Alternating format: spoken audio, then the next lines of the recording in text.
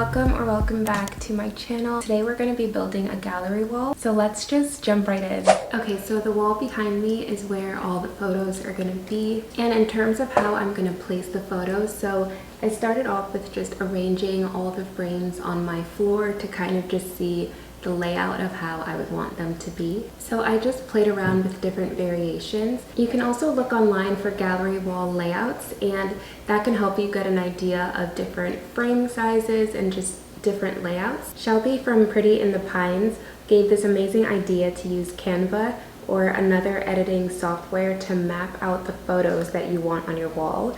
So this allows you to play around before actually putting the pictures on the wall. To do this on Canva, you simply just take a picture of the wall or the area that you want your pictures to be, and then also just take a picture of your prints. And then you can put the prints on your background image and play around. So based on the size of the wall behind me and just how I was envisioning it, I decided to just go with 6 picture frames. I highly recommend just going to thrift stores, and you can really just get a bunch of affordable frames. Like this one here was $2.50, and I'm gonna take the print out and then just use the frame. And I also got this one from the thrift store too, and this one was just $4. The ones I got off of Amazon, like this one, were more expensive, and I noticed that the gold is just like a more brassy color, so I don't really love that. So I'm gonna try to fix that in just a second. But yeah, so these are pretty much all the frames that I have. I think 4 out of the 6 I found from thrift stores for really cheap.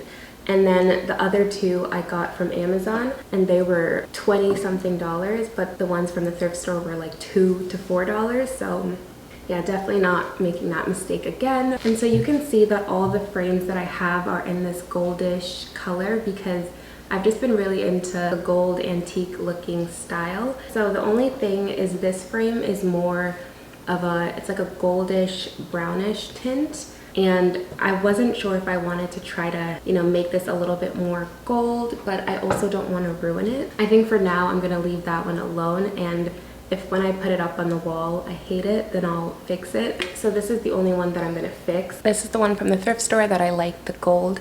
And this one is the one from Amazon that's just more like a bright gold. So in order to lighten this one frame, what I'm going to use is rub and buff. And I've used this technique on a couple of frames already in my house, so hopefully it works out well for this one too. And the color that I'm using is European Gold. So to do this, you pretty much just put a little bit of the rub and buff on, whether it's a paintbrush, a sponge, and then you put it on your painting, and then you just take a cloth and literally just rub it off. I'm just using an old towel that I used for my last rub and buff project.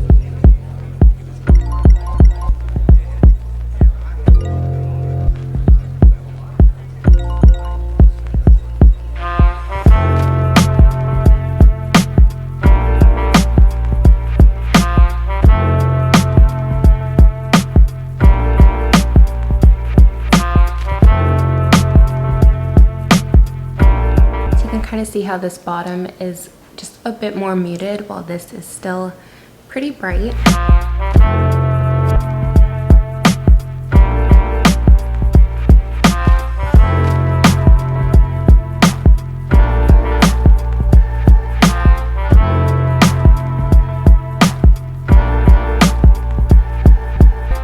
Okay, I don't know if you can tell on camera, but here is the updated frame. It's just now more of a muted finish. So the exciting part now is opening the prints that I ordered. And I ordered 5 out of 6 of the prints from this site called MPix, M-P-I-X. And I've ordered from them before. I've also ordered from Vistaprint as well. I think both MPix and Vistaprint are my 2 go-tos, but something happened with one of my orders. I ordered that one off of Vistaprint, but they canceled my order for some reason. So today I ended up just ordering from Walmart. So I'm gonna run out in a little bit to go pick that up. Oh my gosh, these look so good. Even just through the plastic, these are looking really pretty so far. And I got all of my prints off of Etsy. Etsy pretty much just has a bunch of art prints that you can purchase for a really affordable price, but then you just have to go yourself and print it out. So let's take a look. So this is one simple print. This one looks really pretty.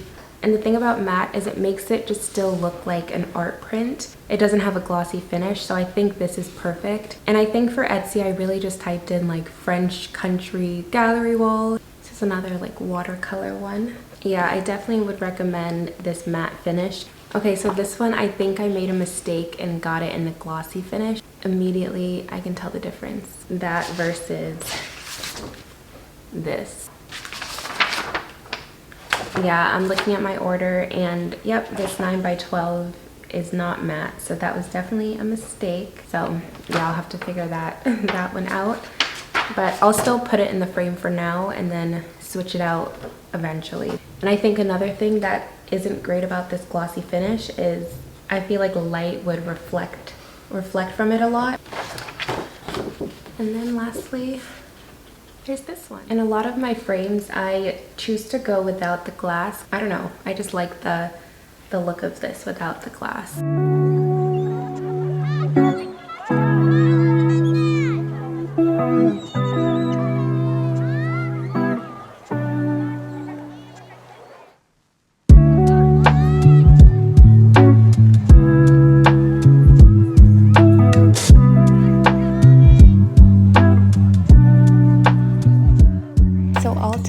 All the photos have been framed and it was a pretty simple process. I will say quickly that the Walmart print, the picture itself I love, but as for the printing, even though I ordered a matte print, it was still glossy and the photo got creased really easily. The size of the print was a bit larger than I had ordered, so I still had to trim it to fit in my frame. And I just don't love how it looks since it has a crease at the bottom, so I plan to order a new print eventually. But anyways, I find that having cutouts the size of each frame is really helpful to further envision how the gallery wall will look. I'm using some brown wrapping paper here, and I simply just put my frame on the paper, trace the frame, and then cut it out. Any type of paper or cardboard will work here. It's really just so you can see the layout live before hanging your prints.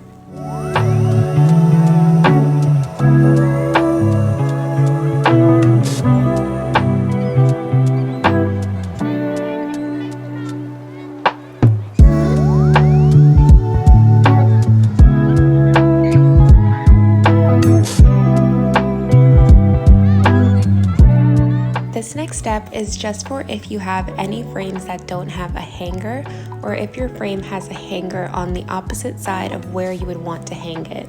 Say that you want to hang your frame horizontally, but the hanger is on the vertical side. I ordered these heavy duty hooks from Amazon. I just lined up the hanger where I wanted it, and then I drilled 2 holes into the frame where the screws would go. I put the hanger back in place and then I secured the screws. If you don't want to go this route, you can also use heavy duty command strips instead of nails.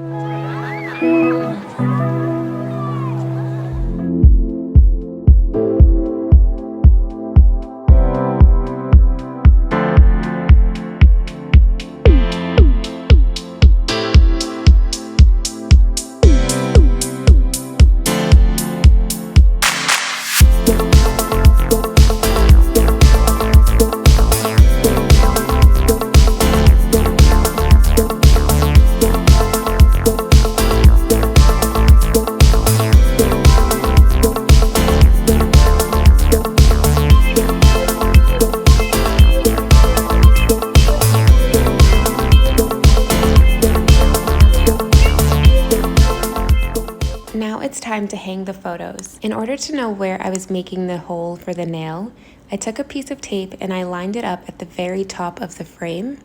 I then used a Sharpie to trace a line from the bottom of the hanger onto the tape, and this gave me a good idea of where the nail would hang. I then took that tape and placed it in the middle of my paper cutout at the very top. Then I used a drill to make a hole in that place. So this is just the way that I chose to hang these frames, but in the past, I've also used command strips to hang prints or a simple nail and hammer, but this time I just used a drill instead.